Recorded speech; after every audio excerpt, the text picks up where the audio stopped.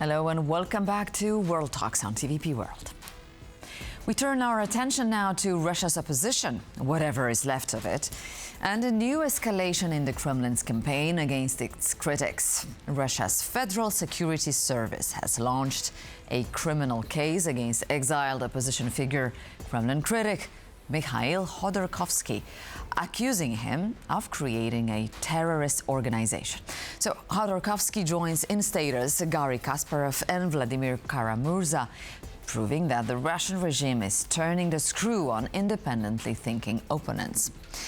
With Alexandra Filippenko, independent US-Russia relation analyst, we'll try to see the situation of the opposition in Russia and everyday life of ordinary Russians. Good morning, madam, and thank you for being with us this morning. Good morning, and thank you for having me. So let us start with the latest development here. What does the launch of criminal proceedings against Mikhail Khodorkovsky tells us about the current stage of political repression in Russia? First of all, I believe it says that for the Kremlin and any unification of the Russian opposition is a real threat. The best thing that can happen for the Kremlin and for Russia, for Vladimir Putin, is for Russian opposition to fight within itself, to fight against one another. And when they're trying to unite, and especially when they're trying to unite under the auspices of European institutions, this becomes a real threat, because this can become a real voice of Russian opposition in Europe and a real voice of Russian opposition that can somehow influence at least some decisions, or at least inform some decisions of European parliamentarians on Russia, while Russia and the Kremlin is trying to do everything they can to make Europeans believe that they are themselves tired of countering Russia or of helping Ukraine. This is the main goal of the Kremlin right now, to try to talk to Europe, to try to talk to Europeans and make them believe that they are actually extremely tired and there is no way to counter Russia, while the Russian opposition, if it's united, it is trying to say that we must continue the fight. And so this is a real danger, and that is why this reaction from the Kremlin is coming. All right, so let's provide a short context here, a background here to our viewers. So the charges come just after the creation of a platform of Russian democratic forces at the European Union Council. So you see this, I understand, as a direct response to the opposition's attempts to unite abroad. But what does it mean to change the rhetoric from foreign agents to terrorists? Does it bear any other significant consequences? Of course. Mikhail Khodorkovsky, for example, is one of the leading voices that is heard inside Russia, because he has his own media. He used to be an extremely rich person who was imprisoned in Russia for 10 years, since 2003, when he apparently had presidential ambition, and that is why he was imprisoned in 2003, because Putin felt that maybe Mikhail Khodorkovsky can try to become the president of Russia. So Mikhail Khodorkovsky, when he came out of jail, when he moved to Europe, he made his own media. Now he has his own media in Russian that is talking directly to Russians, and now his media it's criminalized to watch it. Now it will be criminalized to put likes in YouTube or on Facebook or on any other platforms that are banned, but Russians still watch it through VPN. So this means even less possibility to talk to Russians, not just a foreign agent, but a terrorist, an extremist. This is the next step. This is the next level, of course, of silencing anyone who is trying to talk to Russians inside Russia.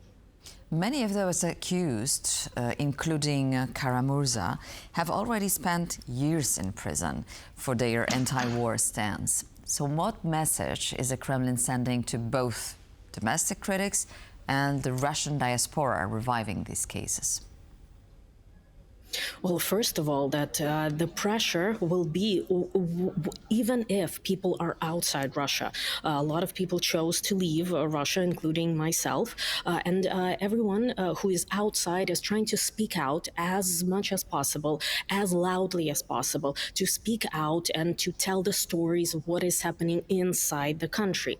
While the government is saying anyone who is outside can be pressured, their families can be pressured. That we've seen a few examples of Russian nationals being declared terrorists and then their families becoming the terrorist organizations. So the families can be pressured inside the country. And this is, again, a way to silence everyone, even though they have left. This is a way to say that we will get you wherever you are. So be silent, don't say anything against what is happening inside the country.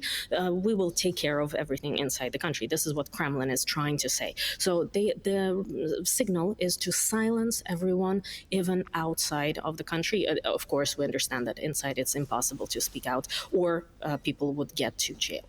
Exactly. So we tend to think in the West that Russia is a monolith, that the society unites and or either silenced or simply truly supports the regime.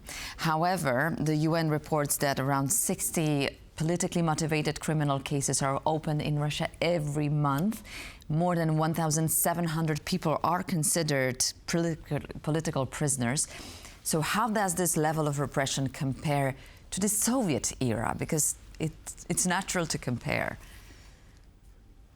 It is natural to compare, and weirdly, when we compare it, historians can prove me right, because I'm a historian myself and my education. The level of pressure right now is way more than during Brezhnev's times, for example. If we compare it with 1970s, if we compare it with 1960s, the level of political pressure is way more right now. Of course, we cannot compare it to the Stalin times, to 1930s, and to horrific terror that was throughout the Soviet Union and throughout the countries that were occupied by the Soviet Union, including the Baltic states. And we understand that we cannot compare it to 1930s. But if we compare it to 1960s, 1970s, the pressure is way higher right now. Just before I came on air, I saw the video of those young Russians singing noise MC songs in St. Petersburg, and they are now imprisoned. They are those who were singing in St. Petersburg. They are currently imprisoned, and I know the lawyers that are trying to get them out of jail. So it is even criminal to sing the songs of certain foreign agents. Although I must say that Noise MC is not terrorist, not an extremist as of now. So they're not singing a terrorist songs. They are just singing songs of a foreign agent, and they are already imprisoned. And we understand that the level of pressure is this way because Russia cannot silence things like YouTube, for example. They're trying to. They're doing everything they can, but they understand that they cannot. As of now, they cannot do it. So the only way for Russians, okay, you can watch something on YouTube, but shut up, don't say anything, be silent, don't say a word, because the political pressure and the possibility to get to jail, be imprisoned for any wrong word that you say is way higher than in 60s and 70s. Thank you so much, Alexandra, for providing this update. I was just going to ask you about the daily life for ordinary Russians now, especially for small businesses owners, people trying to live outside politics simply. But from your perspective, is there any space left for independent thought, dissident inside Russia, or has fear completely taken over the society? Well, of course, there are some underground movements, but they are so underground that it is very difficult for anyone outside of a small circle of dissidents to really know what is going on. There are, of course, dissidents inside Russia, just as it's been during Soviet times. It is there, but the circle is so small, and the Kremlin was so powerful in its propaganda. And unfortunately, I must say that propaganda is working. And we see, and everyone who is following what is happening inside Russia, we see how propaganda is creeping into the minds even of those who are against the Russian aggression, even those who are against the Russian war in Ukraine. Even those people are being poisoned by the propaganda in a way. The Kremlin is extremely powerful. And I must say that if we look at the Russian budget, the only part of the Russian budget that is not getting smaller, apart from military, is propaganda. For the press, for Russian television, the budgets are not getting smaller. They're getting bigger by the year, exactly because the Kremlin knows that the propaganda is very expensive and it is working, unfortunately. Alexandra Filippenko, independent US-Russia relations analyst. Thank you so much, madam, for joining. And we still don't know whether Russia can return to being a European state, or is it moving irreversibly towards isolation and authoritarianism? That remains to be seen. Thank you so much, and hopefully see you soon. Thank you very much. And thank you for watching World Talks here on TVP World. Please stay tuned for more.